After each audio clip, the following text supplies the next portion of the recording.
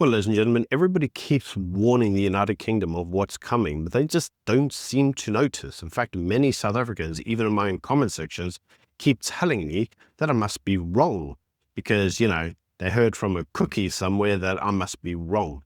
Anyway, before we get on to the main video of today, can I yet again remind you, if you haven't already, please subscribe to the channel. It really does help me. So let's actually look at this. Because in a recent video, an intelligence officer claimed that England was being conquered, not militarily, but through Islamic political movements at the ballot box. In fact, you can actually watch that right here. The worst example of Islamist takeover of a country is unfolding before our eyes in the UK. Dozens of local councils today, elected officials are run by outspoken Islamists who pledge loyalty to the Ummah, the Islamic nation, not to Queen and country or King and country, not to the UK, not to the flag, but to the Islamic nation, and they say it in their languages. And coming back to the beginning, we only have to listen to what they say. Muslim voter participation in elections all across the West, and I've done the number crunching and I've looked at the different countries, and believe me, without going into details, Muslim voter participation is far higher than the average voter turnout in any country. Why? They know that turnout is key. And again, it's about ballots, not about bullets. One office after the other, the aim is to use the democratic process to take control of enough organizations and centers of power, and then to tip the scales entirely. Now, this rings familiar from history. We've seen it done before by other extremist ideologies, and I don't think that we should be fooled by today's Islamists. So let's actually look at the credibility of what this individual is saying. And to do that, we're actually going through some of the news that occurred at the weekend in the United Kingdom to see whether or not that clip itself has credence. So let's start off at the top. And this is the EU's Koran project, because Brussels is pushing what they describe as the Koran project, which is meant to frame Islam as a historical pillar of European civilization. But that's not actually how Europe has traditionally had their civilization. Let us not forget that the Crusades, for the longest time, of Christendom versus Islam, they fought a war over this. There was never any merging of the two. So many critics are describing this as a top-down historical revisionism designed to normalize mass migration and to integrate political Islam into the cultural mainstream. So yes, it's identity engineering and not education, because factually it's not true. Palestinian flag again on the United Nations Solidarity Day for the Palestinian people in Bradford at Centenary Square outside City Hall.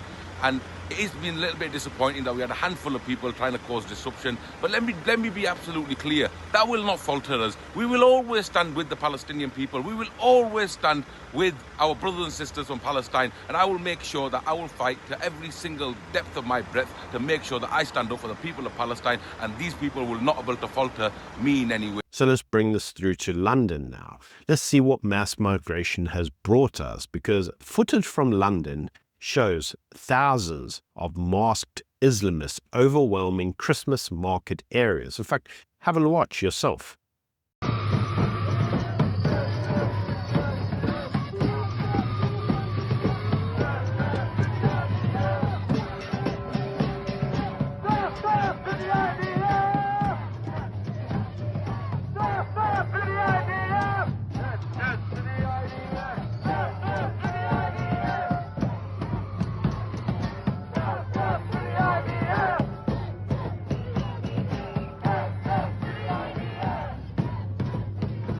Now, many of these individuals during their marches are referencing violence, terrorism, and anti-Western rhetoric.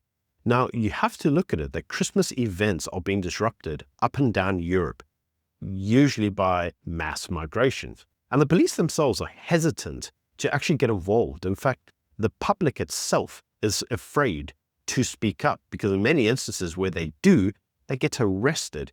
And there are now numerous videos of individuals trying to do even forms of silent protest by, I don't know, raising the British flag, and those individuals themselves are being attacked. In fact, have a watch yourself.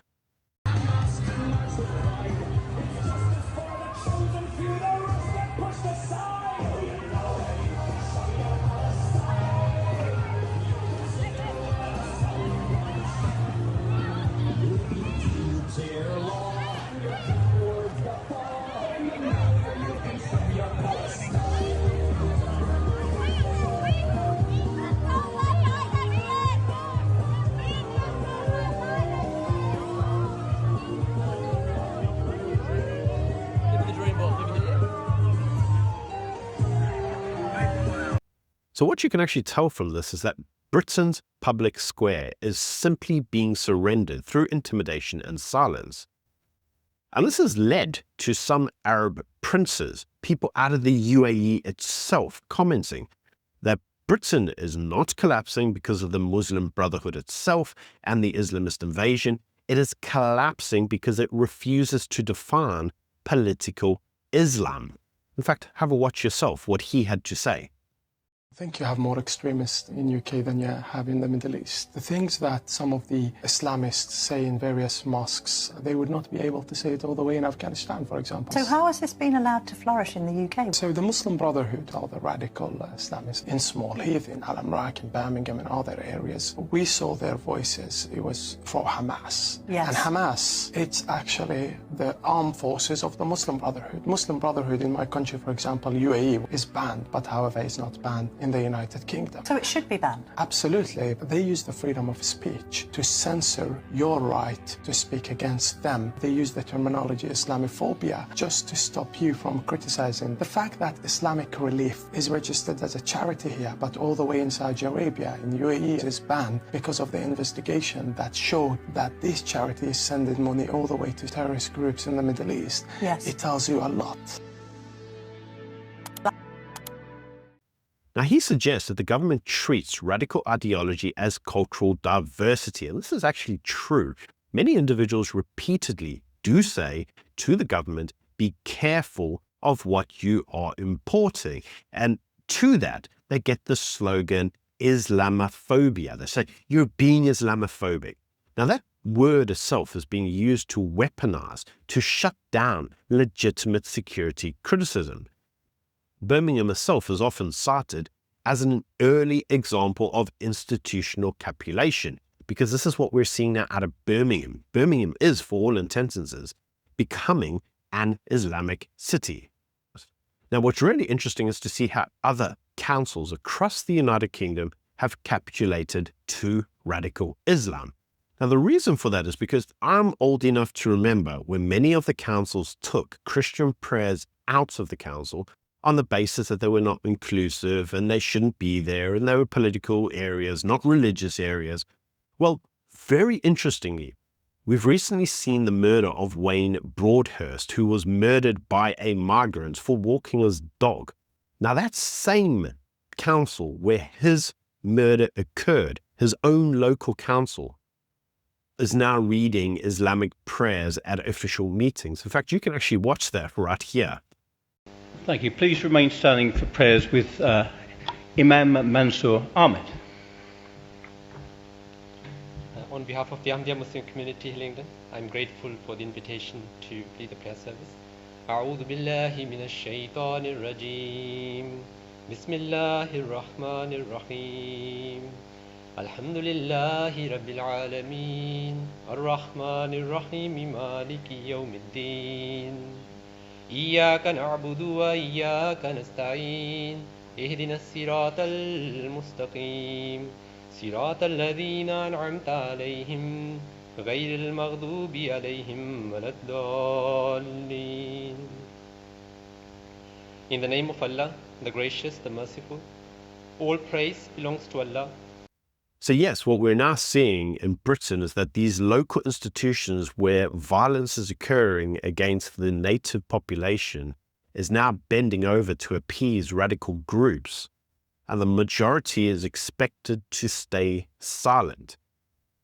Well, at least you can have Christmas, right? Well, not so fast, because at the weekend, pro-Palestinian crowds ran through London Christmas shopping districts chanting, "Shut it down for Palestine." So what we're constantly seeing is activism replacing local culture. Public events are constantly hijacked, and the loudest groups themselves shape the narrative and dominate the public space.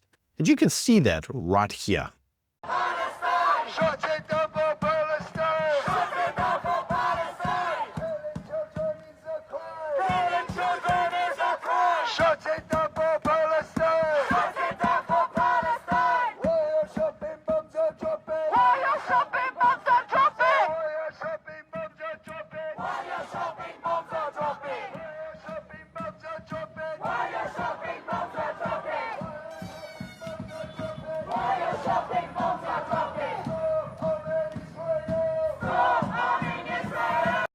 Now, you may just think to yourself, well, maybe it's just London that's gone completely nutty. Well, again, not so fast, because we saw at the weekend a Scottish football club. They rebranded the Scottish flag with the Palestinian flag, merging it into one, like it's half a Scottish flag and half a Palestinian flag. In fact, have a look right here.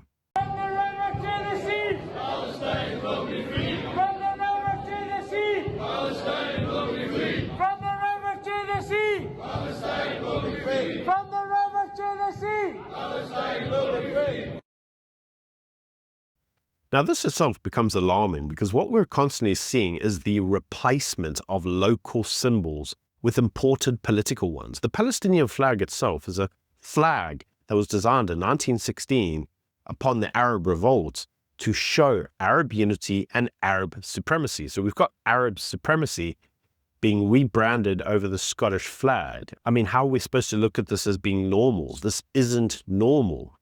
Now, more interestingly enough, some individuals in London also noted that when they were leaving shopping districts, this itself is what they had to listen to. I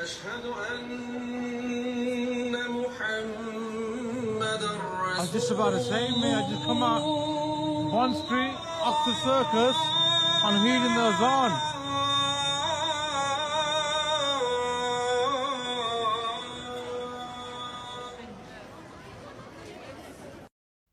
Now, you have to contrast this also with some of the scenes that we are seeing where individuals are attempting to preach or even sing. The latest one is that some individuals were singing Christmas carols and were told to stop because the Christmas carols themselves that they were singing in public apparently could have been classed as being, I don't know, upsetting to some.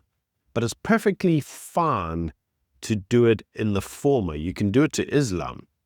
Now, this all at the same time, when the PM himself is praising Islam and how wonderful it is. In fact, you can actually have a watch of that right here.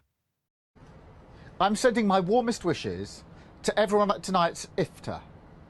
I'm sorry I'm not able to join you, but I want to give a special thanks to the APPG on British Muslims for the brilliant work that you do to highlight issues affecting British Muslims and celebrate their achievements. Your work on the definition of Islamophobia has been exemplary. As leader of the Labour Party, I am utterly committed to eradicating Islamophobia from my party and from society. And yet, it's Christmas.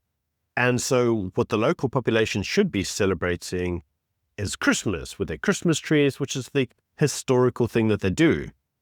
But mass migration doesn't like that because they don't come from areas where they accept or tolerate Christianity. And so their response to that is to be violent towards the trees. In fact, you can actually see that right here.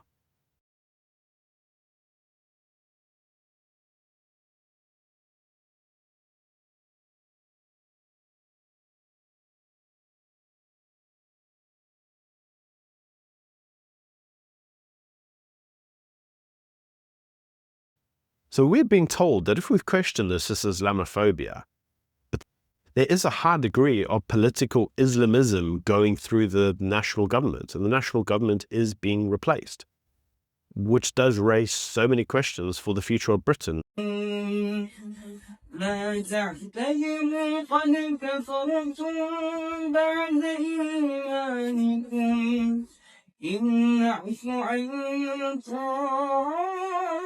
And I, for one, have said repeatedly, I don't think there is one. I think that Britain itself is slowly and surely being conquered. It's being conquered in a political way. No bullets are being fired.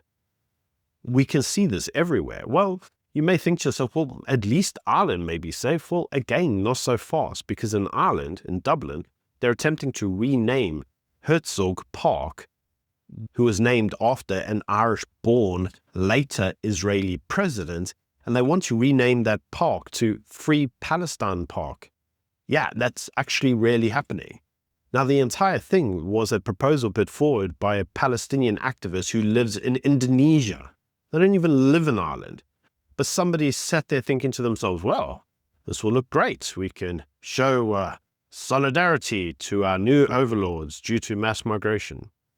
This is the state of the United Kingdom. This isn't positive. Let me know what you think of it in the comment section below. Until next time, bye.